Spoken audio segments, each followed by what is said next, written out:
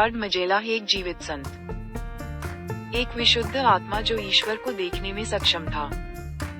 सूर्य की चमकदार किरणों से छिदे शुद्ध क्रिस्टल की तरह संत जेरार्ड मजेला की आत्मा ने बिना किसी प्रतिरोध के ईश्वरीय प्रकाश को अपने भीतर चमकने दिया, और इसलिए वे इस पृथ्वी पर रहते हुए ही ईश्वर को देखने में सक्षम थे। कितना अद्भुत और कितना महान! धन्य है वे जिनका हृदय शुद्ध है, वे ईश्वर के दर्शन करेंगे। संत मत्ती 5:8। यह शायद सुसमाचार का सबसे सुंदर एवं परिचित वचनों में से एक है, लेकिन हो सकता है हम बहुधा इसके अर्थ को समझ नहीं पाते हैं। इन वचनों द्वारा निस्संदेह यीशु ख्रीस्त न केवल स्वर्ग में संतों की पवित्रता का उल्लेख करते हैं, और न केवल उस पवित्रता का जिसके द्वारा हम यहाँ पृथ्वी पर निरंतर ईश्वर की खोज करते हैं, परंतु उस पवित्र दृष्टि का भी उल्लेख करते हैं जो अन्य प्राणियों में सृष्टिकर्ता का प्रतिबिंब देखते हैं। संत अगस्टीन, संत थॉमस एक्विनस और अन्य महान संतों के अनुसार मनुष्य इस जीवन में भी 8 धन्यताएं अथवा पर्वत पर उपदेश में यीशु ख्रीस्त द्वारा बतलाए पुरस्कारों का पूर्वानुभव कर सकते हैं। पवित्र आत्मा के ज्ञान अथवा समझ के वरदान द्वारा हमारी आंखें साफ हो जाती हैं और हम ईश्वर को देखने की बात कह सकते हैं। ये सच है कि सभी संतगण पवित्र आत्मा के इस वरदान को प्राप्त करते हैं, परंतु कुछ संतों में यह अधिक भव्यता के साथ चमकता प्रतीत होता है, और जो हमें उनके आदर्शों का अनुकरण करने के लिए प्रेरित करता है। संत जेरार्ड मजेला एक ऐसे ही संत हैं, जो अपने मात्र 29 वर्ष के कम जीवन में ही कलीसिया के सामने ये जीवंत उदाहरण प्रस्तुत किया। वे लिखते हैं, हे मेरे ईश्वर, उन सभी गुणों में से जो तुझे प्रसन्न करते हैं, मेरी प्राथमिकता हृदय की पवित्रता है। उनके जीवन, उनके गुणों, उनके चमत्कारों और विशेष रूप से कष्टों को खुशी पूर्वक यीशु के नाम में झेलना हमें सूर्य की चमकदार किरणों से छिदे शुद्ध क्रिस्टल की समझ देता है। उन्होंने बिना किसी प्रतिरोध के ईश्वरीय प्रकाश को अपने भीतर चमकने दिया, और इसलिए वे इस पृथ्वी पर रहते हुए ही ईश्वर को देखने में सक्षम थे। संत जेरार्ड मजेला का बचपन। जेरार्ड मजेला का जन्म 6 अप्रैल 1726 में नेपल्स के पास मुरो नामक छोटे शहर में एक धर्मी परिवार में हुआ था। उनके पिता डोमिनिक मजेला, जो एक दर्जी का काम करते थे, एवं माता बेनेडिक्टा गालेला थे। जेरार्ड मजेला 5 बच्चों में सबसे छोटे थे। वे जन्म से ही बहुत कमजोर थे, अतः उनके जन्म के दिन ही उनके माता पिता उन्हें बपतिस्मा संस्कार दिलाते हैं। अपने बचपन से ही वे ईश्वर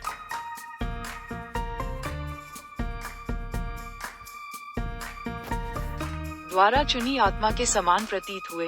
उनमें खाने पीने के प्रति कोई रुचि नहीं थी, और सप्ताह के कुछ दिनों में वे उपवास ही किया करते थे, और यह भविष्य में उसके उपवास और प्रसिद्ध कहावत की ओर संकेत था, यदि पेट भरा हुआ है तो ईश्वर का प्रेम आत्मा में प्रवेश नहीं करता है।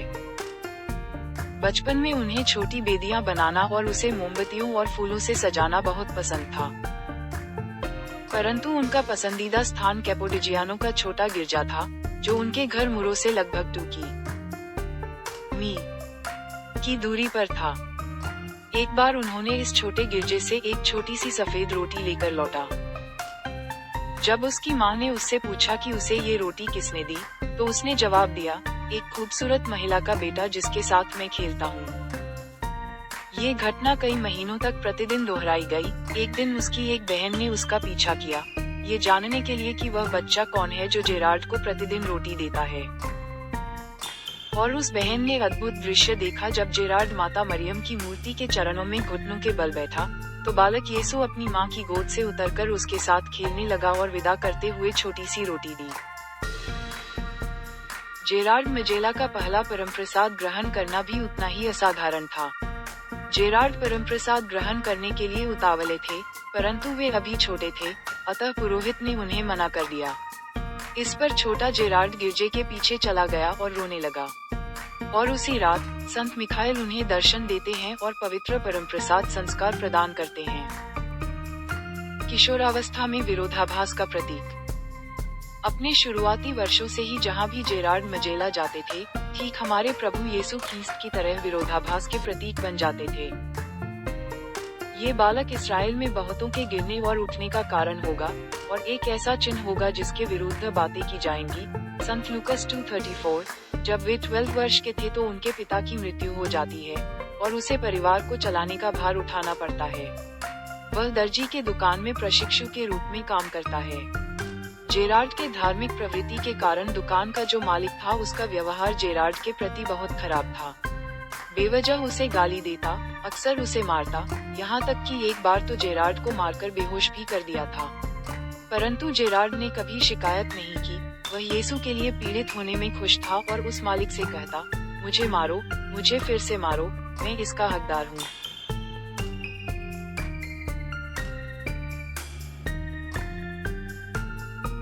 चार वर्षों तक सिलाई काम करने के बाद वह लेसेडोनिया के बिशप एल्बनी के पास नौकर का काम करने चला गया।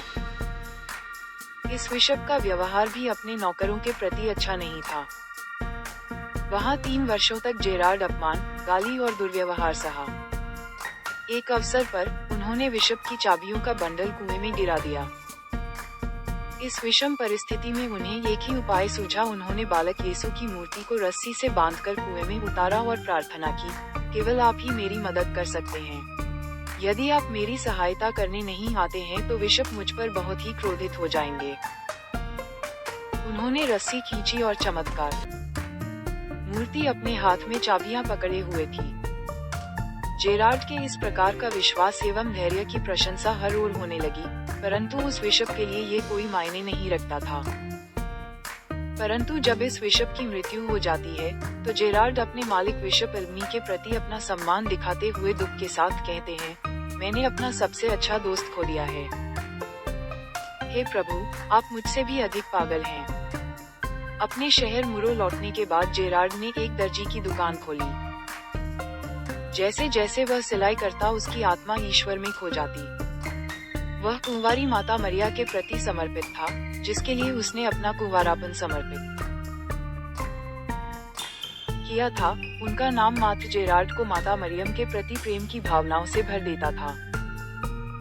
पवित्र क्रूस की मूर्खता 1 कोरिन्थ 1:18 में डूबकर उन्होंने हर चीज में मुक्तिदाता यीशु ख्रीस्त के कष्टों, दुखों की नकल करने की कोशिश की।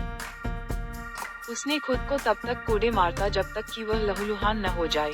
वे स्वयं अपमानित होने के लिए पागलों की तरह हरकत करते। वे पूरा दिन बिना खाए बिताते तथा रात में पवित्र संस्कार के सामने बिताते। जब शैतान ने उसे फंसाने के लिए जाल बिछाए, कभी उग्र कुत्तों के रूप में तो कभी दुर्घटनाओं के द्वारा, परंतु दूसरी ओर ईश्वर ने उन्हें सांत्वनाएं दी। किसी प्रकार के रात्रि जागरण के दरमियान एक कोमल आवाज ने रात्रि के सन्नाटे को तोड़ दिया, पागल। और इसके जवाब में जेरार्ड के उत्साही होठों से निकला, हे प्रभु, आप मुझसे भी ज्यादा पागल हैं, क्योंकि आप प्यार के कारण इस संदूक में कैद हैं। मुक्तिदाता धर्म समाज में प्रवेश। जेरार्ड मजेला हमेशा एक धर्मसंघी बनने का सपना देखता था, लेकिन ईश्वर ने इससे पहले उनकी दृढ़ता की परीक्षा लेनी चाहिए। जेरार्ड ने 2 बार कापुचिन धर्म समाज में प्रवेश करने की कोशिश की, परंतु उनकी शारीरिक दुर्बलता के चलते उसे अनुमति नहीं दी गई। ये असफलता हमें निराश कर दी होती, परंतु जेरार्ड अब भी उत्साहित था। हाल ही 1732 में संत अल्फोंसस लिगोरी द्वारा स्थापित मुक्तिदाता धर्म समाज के कुछ पुरोहित उपदेश देने जेरार्ड के शहर मुरो आए हुए थे। उन्हें देखकर जेरार्ड को लगा कि ये धर्म समाज उनके लिए ही बना है। वे तुरंत मुक्तिदाता धर्म समाज में प्रवेश पाने के लिए फादर पाउलो कफारो, जो उन पुरोहितों के सुपीरियर थे, उनके पास अनुमति के लिए जाते हैं। परंतु फादर पाउलो कफारो जेरार्ड को साफ मना करते हुए कहते हैं, हमारे धार्मिक जीवन की कठिनाइयों को सहने की ताकत तुम में नहीं है। इसके बावजूद भी जेरार्ड बार-बार आग्रह करते रहे। फादर पाउलो कफारो जेरार्ड की इस दृढ़ता को देखकर उनकी मां से कहते हैं कि जब हम इस शहर से वापस जाएंगे तो आप अपने इस बेटे को कमरे में बंद रखिएगा, कहीं वह हमारे पीछे न आ जाए। फादर के कहे अनुसार उनकी माता ने जेरार्ड को कमरे में बंद कर दिया। परंतु उत्साहित जेरार्ड चादरों की गांठदार रस्सी बनाकर खिड़की से भागकर मुक्तिदाता धर्मसंघियों के पीछे हो लिया। वह अपने परिवार के लिए एक नोट छोड़ गया, मैं एक संत बनने जा रहा हूँ। जो भी कि फादर कफारो और अन्य पुरोहितगण जेरार्ड के प्रति नकारात्मक प्रतिक्रिया दिखाते रहे, परंतु जेरार्ड उनका साथ नहीं छोड़ा। अंततः जेरार्ड की दृढ़ और पवित्र इच्छा की विजय हुई। मई 1749 में 23 वर्ष की आयु में जेरार्ड को मुक्तिदाता धर्म समाज में जांचने के आधार पर स्वीकार किया गया और डेलिसिटो नामक जगह के एक कॉन्वेंट में रखा गया। जेरार्ड मजेला की खुशी का ठिकाना न रहा। बिना थके काम करने तथा महान चमत्कार करने वाले प्रेरित जेरार्ड के जीवन का अंतिम चरण शुरू हो चुका था। मात्र 6 साल ही इस पृथ्वी पर उनके जीवन के बाकी थे, परंतु ये 6 साल पुण्य, चमत्कारों और स्वर्गीय उत्साह से भरे थे, और इसके साथ साथ मानसिक, आध्यात्मिक एवं शारीरिक पीड़ा भी उनके जीवन के भाग थे। जिस प्रकार वे शारीरिक रूप से कमजोर और बीमार रहते थे, उसे लोग बेकार अथवा बोझ समझते थे, लेकिन जल्द ही वे इसे गलत साबित कर दिए। यीशु ख्रीस्त की तरह बनने की जिज्ञासा एवं लालसा उसके कमजोर और बीमार शरीर को मजबूत एवं स्वस्थ बनाता। वे अकेले 4 लोगों के काम को कर लेते। हमेशा वे दूसरों के लिए कष्ट सहने तथा साधारण सेवा के कार्य को करने के लिए तत्पर रहते। जेरार्ड कभी माली, कभी दर्जी, कभी रसोइया तो कभी द्वारपाल का काम करते। उन्होंने अपने उत्तरदायित्व को बखूबी निभाया और जो भी पुरोहित उपदेश देने के लिए जहाँ भी जाते, वे उनके साथ जाते और उनकी सहायता करते। जो भी कि वे उपदेश नहीं देते थे, परंतु किसी ने कहा उनका प्रकट होना और उनकी सरल उपस्थिति ही उपदेश देने के बराबर थी। उनके द्वारा उन्हें ईश्वर का आभास होता था। उनके जोशीले शब्दों ने लोगों में पाप के प्रति भय, प्रार्थना के प्रति उत्साह, यीशु और मरियम के प्रति प्रेम और अपने कर्तव्यों के प्रति ईमानदार रहने के लिए प्रेरित किया। उन्होंने लोगों में ईश्वर का संचार किया, दिलों को सांत्वना दी तथा सच्चे रास्ते पर चलने और ईश्वर की ओर आकर्षित होने के लिए मजबूर किया। ईश्वर ने उन्हें चमत्कारों का उपहार दिया था और इसके माध्यम से उन्होंने प्रेरिताई के प्रचुर फल उत्पन्न किए। सृष्टि, बीमारी और यहाँ तक कि शैतान ने भी उनके वचन का पालन किया। उन्होंने असंख्य बीमारों को ठीक किया, जिनमें जन्म से लकवाग्रस्त एक लड़की भी शामिल है। कई अवसरों पर उन्होंने भोजन को बढ़ाया और एक नदी के पानी को अलग किया जो उनके मार्ग में बाधा डाली हुई थी। माताओं के लिए भी उनका चमत्कारी कार्य उनके जीवन काल में ही शुरू हुआ था। एक बार जब वे अपने दोस्त के परिवार के घर से निकल रहे थे, तो उनकी एक छोटी बेटी ने उन्हें पुकार कर कहा कि वे अपना रुमाल भूल गए हैं। भविष्य को जानकर तुरंत जेरार्ड ने कहा, इसे रख लो, ये किसी दिन तुम्हारे काम आएगा। इस रुमाल को जेरार्ड की एक अनमोल यादगारी के रूप में संजोकर रखा गया। वर्षों बाद जिस लड़की को उन्होंने इस रुमाल को दिया था, वह प्रसव के दौरान मृत्यु के खतरे में थी। उसे जेरार्ड के शब्द याद आए और उसने उस रुमाल को मंगवाया। लगभग तुरंत ही खतरा टल गया और उसने एक स्वस्थ बच्चे को जन्म दिया। एक अन्य अवसर पर, जब एक माँ और उसका अजन्मा बच्चा दोनों खतरे में थे, उसने जेरार्ड के पास प्रार्थना की और दोनों ही सुरक्षित रूप से इस कठिन परिस्थिति से बाहर निकल आए। उनके द्वारा किए सबसे आश्चर्यजनक चमत्कारों में से एक नेपल्स में हुआ। किसी दिन समुद्र किनारे से भीड़ ने भयंकर तूफान में यात्रियों से भरी नाव को डूबते देखा। बिना किसी देरी किए जेरार्ड पानी में कूद पड़े और पवित्र त्रित्व के नाम पर नाव को रोकने का आदेश दिया। फिर उसने उसे आसानी से किनारे खींच लिया, मानो वह भूसे की तरह हल्का हो। इतना ही नहीं, जब वह पानी से बाहर आया तो उनके कपड़े पूरी तरह से सूखे थे। लोगों ने उनकी प्रशंसा की, परंतु जेरार्ड शहर की ओर ओझल हो गए। मांस और हड्डियों में लिपटा एक स्वर्गदूत। उनकी पवित्रता की चमक सारे परिसर में फैली थी। उनके किसी एक गुण को पहचानना मुश्किल है, क्योंकि उनके सारे गुण अनुकरणीय हैं।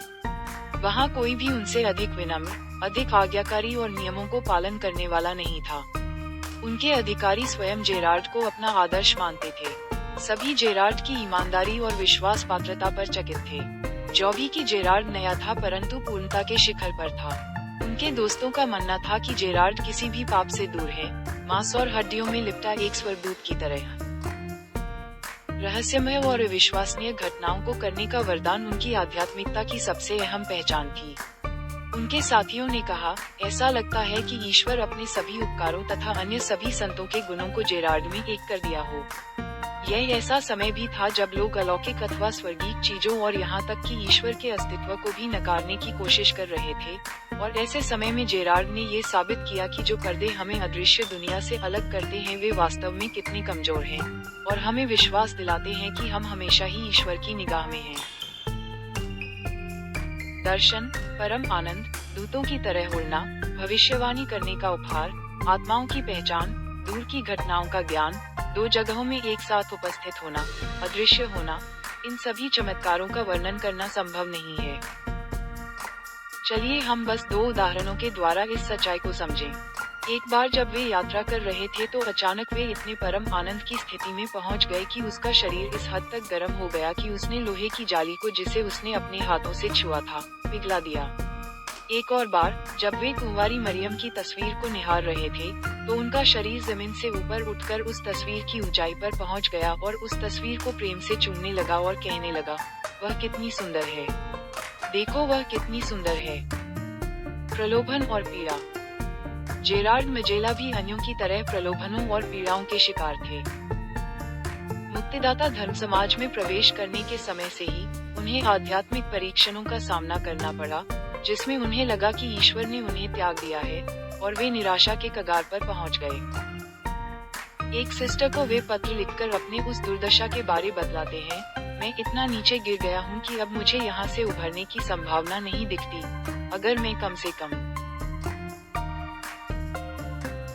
ईश्वर से प्यार कर सकूं और उसे खुश कर सकूं, तो मुझे कोई चिंता नहीं होगी।